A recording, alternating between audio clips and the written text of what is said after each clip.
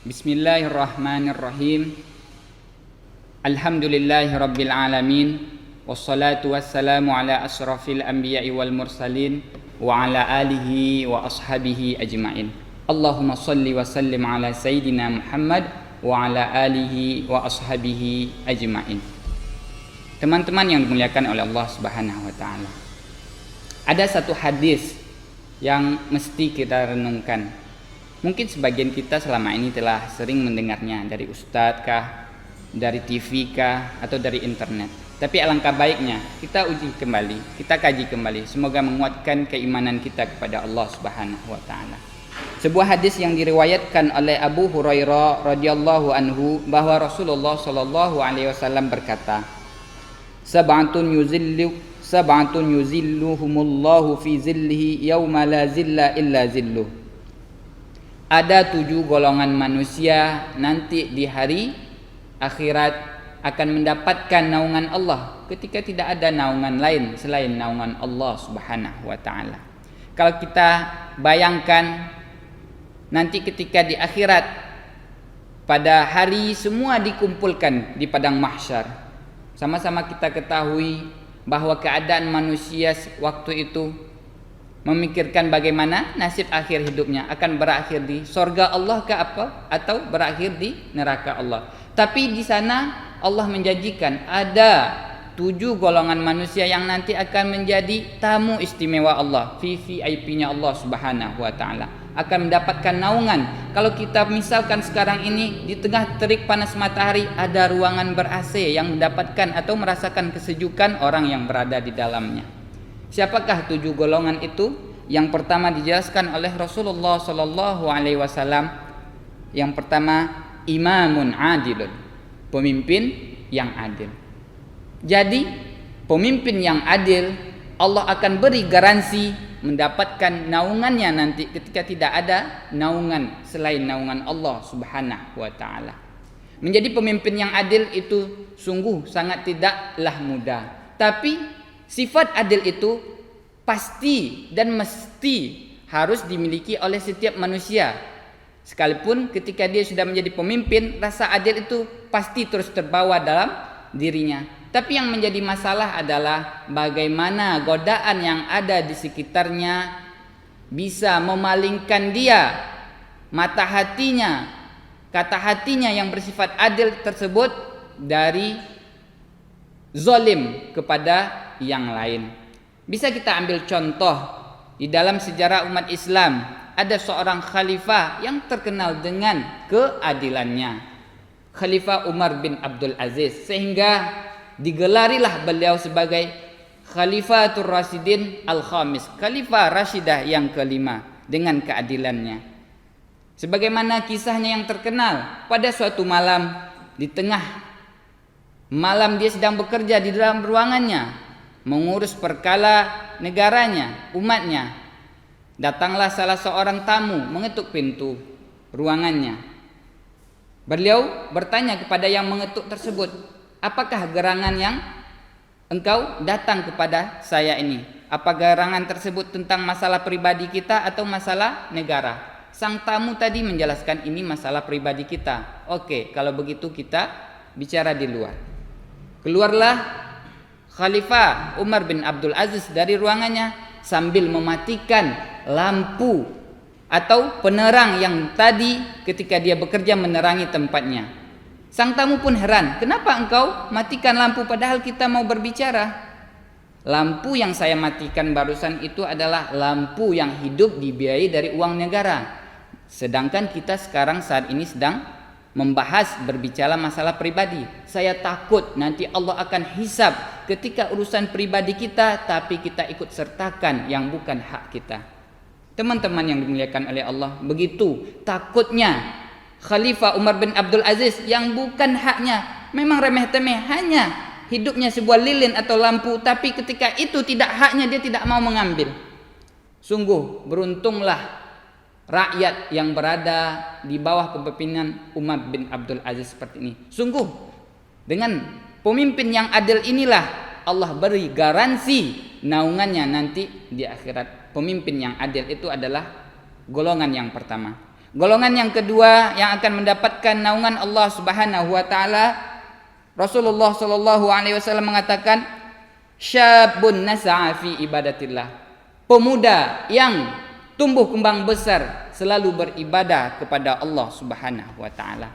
Kenapa Rasulullah di dalam hadis ini mengatakan khitabnya, lawan bicaranya, tujuannya adalah pemuda? Karena memang sama-sama kita ketahui, pemuda adalah masa ketika seorang itu jiwanya bergelora, semangatnya membuncah, nafsunya bergelora, bergejolak. Ketika semangat nafsu yang tersebut yang sedang bergelora di tubuh pemuda tersebut, dia salurkan, dia habiskan dalam beribadah kepada Allah Subhanahu wa taala, tidak berfoya-foya, tidak habis waktunya kongkow-kongkow atau kumpul-kumpul dengan teman-temannya, trek-trekan di jalan, bermain warnet habis-habisan, tapi dia beribadah kepada Allah Subhanahu wa taala, berbakti kepada kedua orang tuanya, salat 5 waktu tidak pernah tinggal. Allah akan garansi, beri jaminan pemuda tersebut akan mendapatkan naungan Allah Subhanahu wa taala. Sayangnya kenyataannya saat sekarang ini kita lihat begitu banyak pemuda yang menghabiskan waktunya hura-hura, foya-foya, berpacaran. Nauzubillah.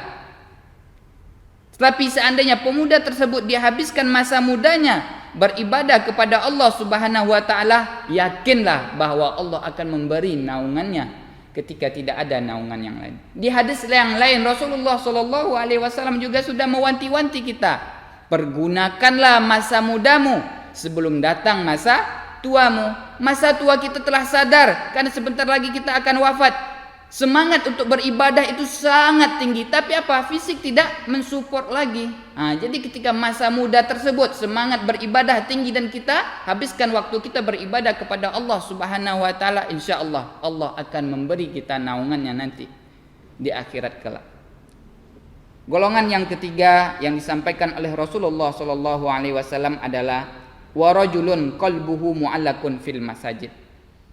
Laki-laki atau seseorang yang hatinya selalu terikat dengan masjid.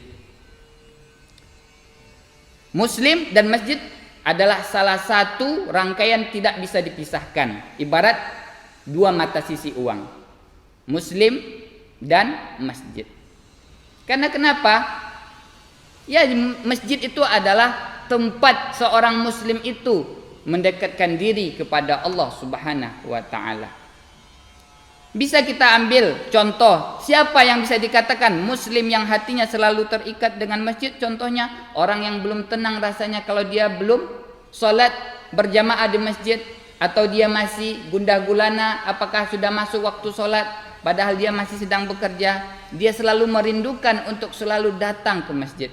Setiap kali ada masalah problema hidup, dia datang ke masjid, dia laksanakan sholat hajat 2 rakaat, dia bermunajat kepada Allah, meminta petunjuk atas permasalahan hidupnya. Hatinya selalu rindu, ingin ke masjid. Belum tenang rasanya kalau dia belum pergi mendengarkan ceramah. Belum tenang hatinya kalau belum pergi bermajlis taklim atau saling-saling berkumpul mendengarkan nasihat di masjid. Itulah orang yang hatinya selalu terikat dengan masjid. Banyak hikmah-hikmah yang bisa diajarkan di dalam masjid. Coba kita bayangkan, di masjid tersebut siapa yang datang lebih awal, dia akan mendapatkan saf pertama, terlepas dari apapun status atau jabatan orang yang datang tersebut. Sekalipun dia kalau orang kaya, kalau dia datang terlambat dia akan mendapatkan saf terakhir. Ataupun orang pekerja bawahan, kalau dia datang pertama dia akan mendapatkan saf pertama. Begitulah masjid mengajarkan kita bahwa orang yang paling mulia di sisi Allah adalah orang yang paling bertakwa. Jadi marilah selalu kita ikatkan hati kita, rasa rindu kita untuk selalu teringat kepada masjid.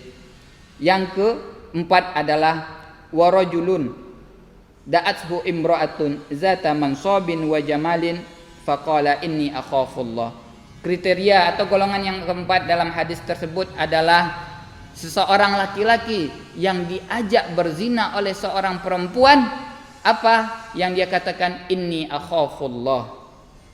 Banyak kita saksikan sekarang perzinahan yang tidak hanya lagi sembunyi-sembunyi melakukannya, bahkan terang-terangan, tidak adalah rasa malu lagi. Tapi di dalam hadis ini Rasulullah Shallallahu Alaihi Wasallam mengatakan, kalau ada laki-laki yang ada kesempatan untuk bermaksiat kepada Allah dengan berzina dengan perempuan, tapi apa yang dia katakan, inni akhafullah, saya takut kepada Allah, laki-laki tersebutlah yang akan mendapatkan naungan Allah Subhanahu wa taala.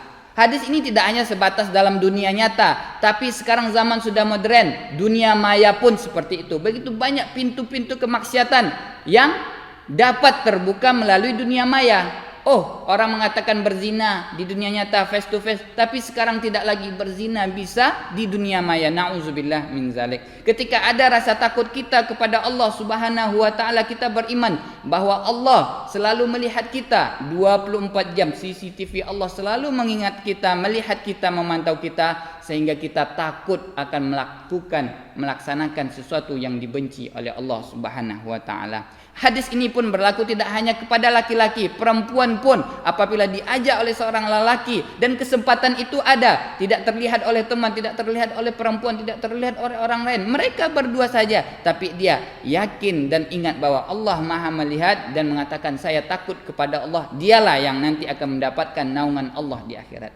Golongan yang kelima yaitu adalah warajulani tahabba fillah ijtama'a alaih wa tafarraqa alaih. Dua orang yang saling berkasih sayang karena Allah Subhanahu wa taala, bertemu karena Allah dan berpisah karena Allah Subhanahu wa taala. Jadi ketika kita dalam memilih seorang teman, menjalin silaturahim, kalau kita hanya memilih karena backgroundnya, status sosialnya, dia orang yang kaya, dia punya orang jabatan, tidak memilih karena agama, itu adalah orang yang merugi. Tapi di sini apabila ada orang yang saling menjaga silaturahmi, saling berkasih sayang karena agamanya, karena kesolehannya, karena dia selalu menasihati kita untuk dekat kepada Allah, jagalah silaturahmi dengan orang tersebut. Jangan jauhi dia, pegang erat dia, karena dialah yang nanti yang bisa menguatkan kita dalam beragama. Sehingga orang yang berkasih sayang karena Allah, berpisah karena Allah dan bertemu karena Allah, inilah yang akan mendapatkan nanti naungan Allah di akhirat kelak.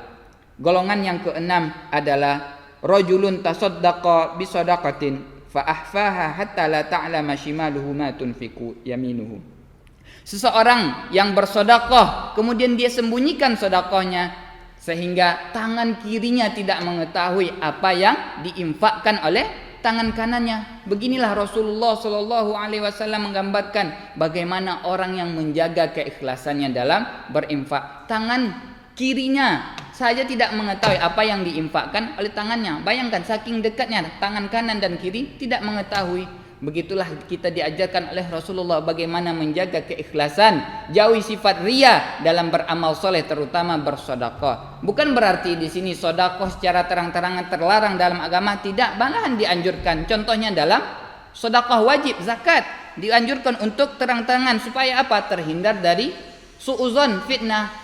Bahwa orang yang sudah wajib zakat kemudian dia tampakkan pengeluaran zakatnya di depan orang-orang ramai, orang terhindar dari suuzon atau fitnah. Tapi sedekah yang sifatnya sunnah, mandubah, lebih baik dan alangkah lebih mulianya disembunyikan. Itulah yang nanti akan mendapatkan naungan Allah Subhanahu wa taala. Orang yang bersedekah ikhlas karena Allah taala, tidak riya, tidak mengharapkan pujian atau penglihatan dari orang lain, tidak riya dan sum'ah. Golongan yang terakhir yang ketujuh yang akan mendapatkan naungan Allah adalah warajulun zakarallahu khalian fafaddat ainahu. Seseorang yang mengingat Allah di tengah kesunyian meneteskan air matanya. Kita seharusnya mesti mengingat Allah Subhanahu wa taala. Ada kalanya harus meneteskan air mata. Karena dengan meneteskan air mata itu hilanglah rasa kesombongan, melunakkan hati kita yang keras ini. Karena dengan menangisi segala bentuk aib-aib kita, itu adalah salah satu sarana mendekatkan diri kepada Allah Subhanahu wa taala. Bisa jadi kita melihat begitu banyaknya nikmat Allah yang ada kepada kita sehingga kita menangis mensyukuri nikmat tersebut, atau ada kalanya kita introspeksi, berkontemplasi, mengingat segala aib-aib diri, maksiat-maksiat diri yang telah kita lakukan selama ini. Begitu banyak dosa-dosa kita. Ingatlah, bertemulah dengan Allah di kesunyian, baikkah itu malam atau siang hari. Yang penting berduaan dengan Allah. Ketika itu timbul rasa khusyuk, penyesalan bahwa kita memang adalah orang yang banyak maksiat, banyak salah dan banyak dosa, sehingga bisa meneteskan air mata. Teman-teman yang dimuliakan oleh Allah Subhanahu wa taala, itulah tadi 7 buah atau 7 golongan, 7 kriteria manusia yang disampaikan oleh Rasulullah sallallahu alaihi wasallam yang nanti di akhirat akan mendapatkan naungan Allah Subhanahu wa taala. Apakah angka 7 ini hanya 7 saja? Tidak. Sebenarnya banyak lagi golongan yang lain, tapi di hadis ini dibatasi hanya 7 saja. Mungkin 7 golongan ini bisa kita jadikan sebagai pedoman kita. Manakah kita di antara yang 7 itu? Marilah kita introspeksi diri. Semoga kita bisa nanti mendapatkan naungan Allah Subhanahu wa taala. Itulah yang bisa disampaikan pada kesempatan kali ini. Semoga bisa kita amalkan. Akhirul kalam. Assalamualaikum warahmatullahi wabarakatuh.